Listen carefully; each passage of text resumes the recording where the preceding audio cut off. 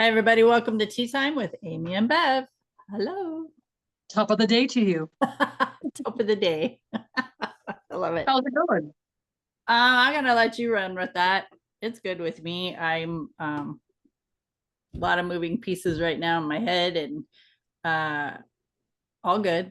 So, Nice. but I know you have a huge transitioning happening. So I want to hear all about it. And it's kind of crazy because to start off the transition, I got a call from my daughter Friday morning. It was Friday morning. And her cat took a turn and we had to take him to the vet and send him on his fair. All right. So we're starting this off right away with Cats, that's a young. Oh, go. hold There on. you are. Repeat. You took it to the vet and And we facilitated him leaving his physical body and going to what crossed the rainbow bridge, so they say. But it's interesting because it's a transitional phase. This cat is a cat that she had in her life that was with her boyfriend at the time that's no longer with us. And that was the last cat. She okay. also had this cat with when dad was there. There's so much emotions that are coming through for her healing right now.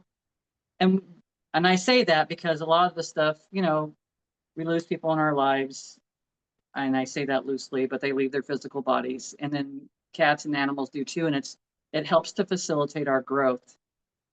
All this stuff is happening for us, and it's because it's like it's opening up and revealing wounds that we didn't know were there. So it's and allowing this emotion to come through. And it's so awesome because my granddaughter is like, that's her daughter, is like totally walking around. I could hear my daughter talking to me on Boxer, and then I hear my granddaughter, she's walking around the house, she's crying, and she doesn't understand why he can't just be home. She tried to stop him from leaving the house, like, no, you can't take him. And Ariana explained everything to him, and she's explained a lot of stuff to him. And she also said, which I thought was so freaking awesome, is because most of us don't do this, is no, because Vivi said to her, well, do I have enough money for us to go get another kitten? In her, because we think that that's going to solve our problem. That's going to stop the hurt, right? We want to stop the hurt, but it's okay to feel the hurt. And then Ariana says, no, we're going to go through this. We're going to feel this, and it's going to suck a little bit. But she says, we're going to feel these emotions. And I thought, oh, how honorable, how amazing to teach your daughter that. That's awesome. And she says, well, let's go through it together. So they're walking around the house and they might be crying, or one of them might not be crying and the other one is crying. So they're having this is healing. This is the process. And then it's like, amidst all this, my last day for work was Friday. So it's that other part of the transition. What does it look like? I don't know yet. Right now, I'll tell you, it looks like someone threw up a bunch of colors in my office. In my office I'm sitting in right now, because I moved everything from there. A lot of it's in my office here, and then a lot of it's been put into different places until I can sort through it. But it's a fascinating space. It's all of it's kind of fun, and it's like it happens so fast. Like I always tell people, when things are meant to go in a certain direction, they just happen so fast. And leading up to it, I was a little bit scared, a little bit worried, a little bit excited. I had all these emotions that were coming through, but I just sat with the emotions. Just like my daughter is doing with her daughter, which is so amazing. And that's what I was going to say. I would like to kind of stay on this topic because it's super important for people to understand that the door closes for one, for another door to open. That other door can also open while you're in the middle of other things. However, when you decide to finally close a door because you're ready to walk through a new one, there's still going to be some grief. There's going to feel a sense of loss, a shift of what was known to the unknown. There's going to be this energy, emotional uh, experience it's best if we sit with it and allow that grieving process, no matter how big or small it is. And the idea that, this change of the loss of a cat that was a family member and it's been around for years and now it's not there. I love that she is teaching her kids no, we're going to sit with this. Because even as adults, I just talked to a lady the other day who has her kids are she has twins, and they just graduated, and one is went off to college out of town. The other one's still at home. But in the middle of that, she lost her younger sister and to transitioning. And I was talking to her. I said, well, she goes, I'm just really concerned about my mom losing a child and blah, blah, blah. And I was like, how are you doing? Like, you have a lot going on too. How are you doing? She goes, with everything happening, I don't feel like, she goes, I feel really heavy, but I don't feel like I've really processed anything. And that's what we do when we're in the middle of a lot of things going on. We are in survival mode. We're just doing what we need to do to get through whatever it is that's going on. But we tend to forget also that once we get through some of these things, that we got to sit and let our body, let our nervous system release whatever it is we've been storing and ignoring. Oh, I love that. Storing and ignoring. That's a new tagline. Yeah, but it's nice. I like it. And it's So, it's what we've been doing. A lot of people have been doing it. yeah. And so even for you, you're ending a chapter. Well, sit with that. How does that feel to you? How is that, you're not going to be seeing certain people on a regular basis. Maybe it's feeling it's exciting. You're elated about it because this was an opportunity to help them shift in a different path,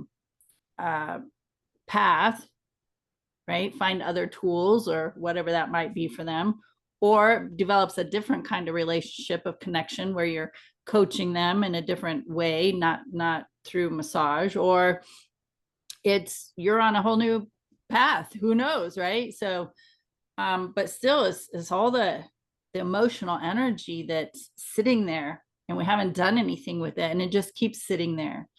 And then at some point, something triggers us, and we just feel like we're losing our mind because we go into this, maybe a depression or just a super heaviness of sadness. And then we don't understand why. Well, it's because we just keep compounding all these experiences that are creating this emotional heaviness, and we're not processing it. So I think that's kudos to her. I mean, if there could have been anything else you would have said today, that just lights my heart up, that she's like, we are not going to try to fill a void before we process how we're feeling, right? Yeah. And I want so many adults to hear that. Stop trying to fill the void, stay busy, keep going, stay in survival mode, and not let it's your nervous system. And this is what people don't understand. It's like, no, I just got to keep going because if I stay busy, then I'll forget it. Your body's not forgetting it. Your body is storing that. And your nervous system is like, it's like an earthquake inside. It's just a shaking going on. And then you do things, say things, and you just react to things. And you wonder why you're doing that. It's because your body's like, listen, bitch, I just can't take no more of your stuff. We got to release some of this. And then you think about the earthquake. When we have the experiences of these traumas, now our neutral might look a little bit different. And so you might still be in that, what you think is neutral, but now you're carrying that earthquake with you. You're still having the earthquake. And so you don't ever change, you don't ever switch. And it's so helpful. So I know all these things to do, but I haven't sat to sit with those feelings for myself leaving my office. I've tuned into Ariana, and I can, as soon as I tune into her, I can feel the heartbreak. And so I'll feel the emotion for her a little bit. And then I kind of step away because I don't want to be, this is her process. It's not for me to take it. It's for her to process it. For her to walk this walk, but I had to do that when my husband passed. Mm-hmm. And so when he had passed away, I didn't do anything for a whole month. And people would say, oh, you just need to get back into work. You need to do this, you need to do that. And I understood that, because I'm a person, when something happens and I don't know how to work, the way I work through things is cleaning my house. That's all, just all of a sudden dive into working. So distraction, instead of just sitting in there and feeling the feelings. And then, but But during that time, I couldn't do anything else. And I knew at that time that I needed to sit with these emotions. I needed to sit.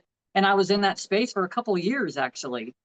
So you talk about the earthquake, and then it's like, that was the earthquake. And so my new 0 point was a different 0 point because it was from all this loss and all this other emotional feelings and regrets and grief. And the grief was my grief. I mean, honestly, it was all my doings. It was the stuff that was brought up to me for my own decisions and choices and just how I was showing up in life. And I will say that I showed up the best way that I could. But at the time I was walking through this place that, and it took me a long time to get to where I'm at right now. Oh, pausing for a second. A gateway for it. It was just a catalyst to help me express all those things. It didn't stop, it didn't ever go away because my neutral, my 0 point was a different 0 point. And now it's a totally different point. Now I'm in a different space. Although old patterns are coming forward because now I'm overwhelmed because there's so much stuff in my office and I'm not sure what I'm going to do with some of the stuff. I just got to look at it differently. So yesterday I was like so excited. It also, because I was like, oh, okay, Angel's like, I don't know what to do with all this stuff. And the way I'm approaching it, I can't move forward. I'm stuck. So going out and asking for help. And then they started presenting, well, what if you did this? And wouldn't that be fun? Like it's just different things were coming forward. And I thought, well, that's a great idea. And then also I'm going to go back to Vivi walking around the house and crying. Like I would be talking to her and I would hear Vivi crying and stuff like that and talking. She's talking out loud to herself. I recently was outside and I've been doing it now on regular practice. People think it's weird to talk to yourself. And we've talked about this a long time ago, but now I recognize when we're talking to ourselves, when I'm walking around outside and I'm talking to myself, my mind is presenting something and my higher self is responding to whatever I present.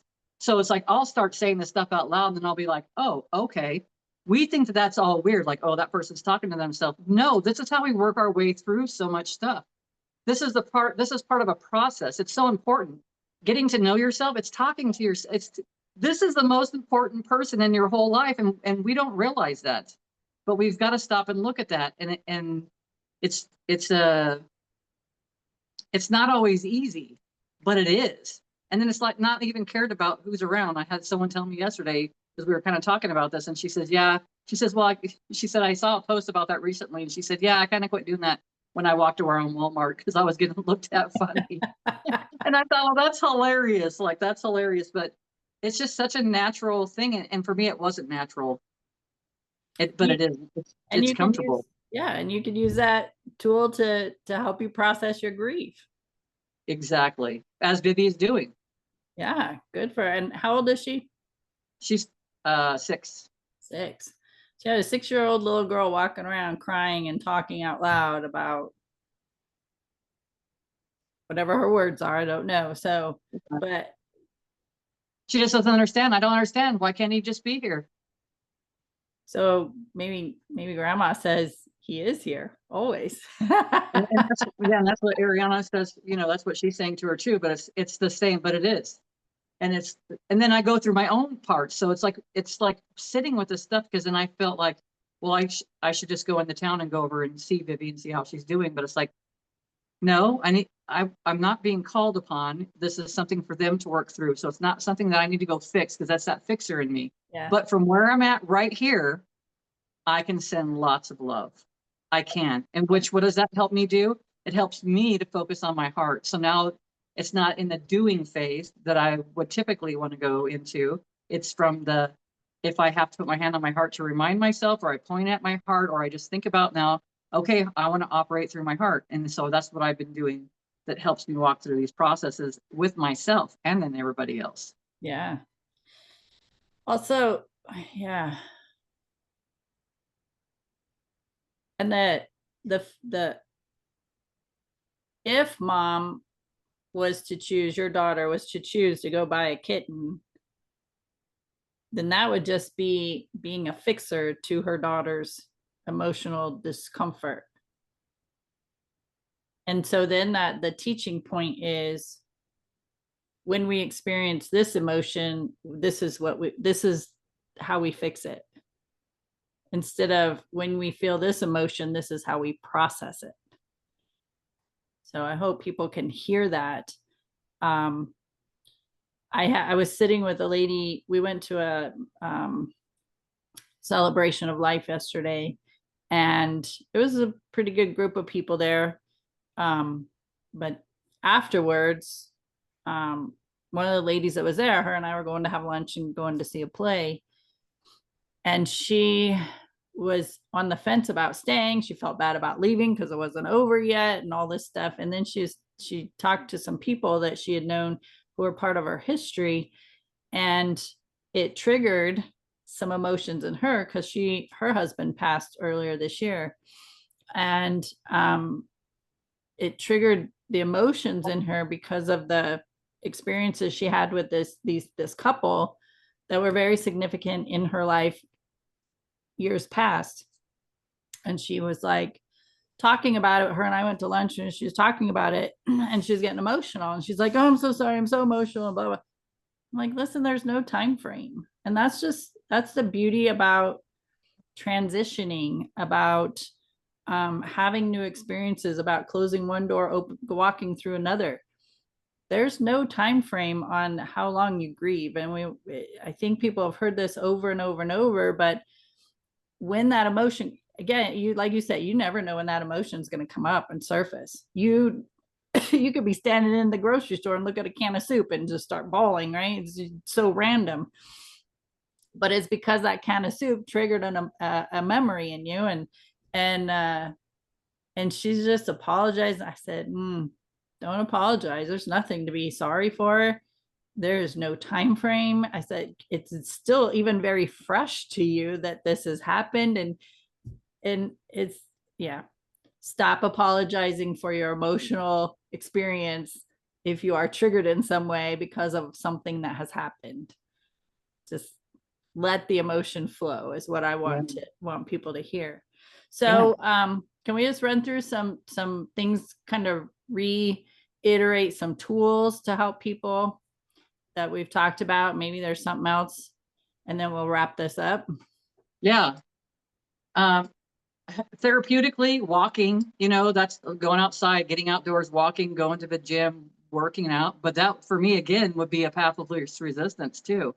So when you talk about, sometimes you just get emotional. You don't even know where the stuff comes from. I could be doing a pull up, like so serious, and be working out, and all of a sudden something would hit me and I would just start crying. I'd have to go to the bathroom because I'd be crying so much. Yeah. And it's like, and I understand the apologizing thing, because that's a childhood trauma, because we weren't allowed to feel those feelings, but now we're saying to our inner child, it's okay for you to feel these feelings. So we go back to the whole thing, writing. You want to write things down, listen to music, dance, sing, talk to somebody else, talk to yourself, talk to somebody that has a good heart and likes to listen, and they don't have to always fix things, because I was the fixer raising kids to fix, but yeah. But we're just going through the whole process of giving ourselves break, meditation, breath work. Like there's funny videos, setting yourself up like on your phone to have like all these different things, like, when you're in this kind of a mood from this, because you know yourself so well that I'm going to listen to this music because it always raises me up. Or when this happens, I know that if I look at funny kitten and puppies and baby videos, I'll be laughing in no time. And then I'll be past that emotion. So there's some. Yeah. I think in almost every video that we've done where we talk about tools, writing is number one. You grab a pen and paper and just start writing it out, and just let that emotion move through you. It's an energy that moves from your body, through your arm, through a pen, pencil to paper, and just let it flow and let yourself cry, let yourself feel it. And the more I know it's helped me, the more you do that, the more you spend time the writing the emotions out. When it doesn't have to be every day. Some people like to journal on a daily basis. I do not. I do it when something is weighing very heavy on me and I just can't get past my own head, and so I will get a pen and paper and just start writing it out. And then it's amazing how things will come to you, like, well, do this or do that, or right, your intuitive side or God speaking to you, however you want to refer to it.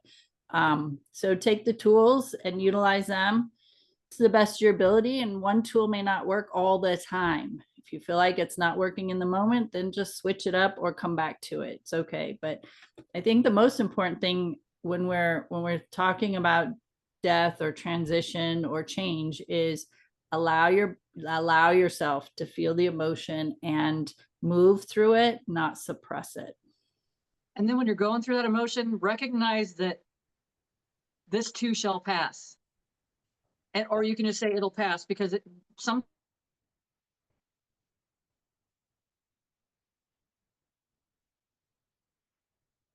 okay.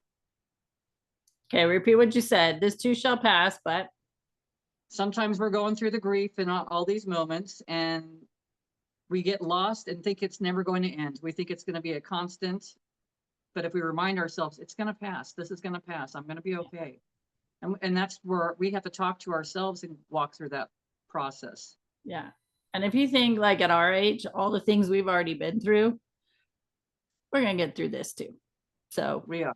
it might suck for a minute, but we're going to get through it. So we're good. All right, friends. Perfect. You got some amazing information through this, and you probably know people who are having these same conversations or having thoughts or needing direction. And so be sure to be resourceful, whether it's through us or other teachers or speakers or influencers, books, podcasts. So be resourceful and share it. We're all here to help one another, and we're easy to find. We're on Spreaker, Spotify, YouTube, Facebook, Instagram, iHeartRadio, and Podcast Addict. So go to any of those platforms, we're there. So with that, do you have any final words? We're also on TikTok. Yes. So thank you for saying that. I gotta get used to saying that too, because that is fresh and new. So thanks to Bev, she's got us up and going on there, and that's exciting. So anyway, until next time, make it an amazing day, and we'll see you later. Bye.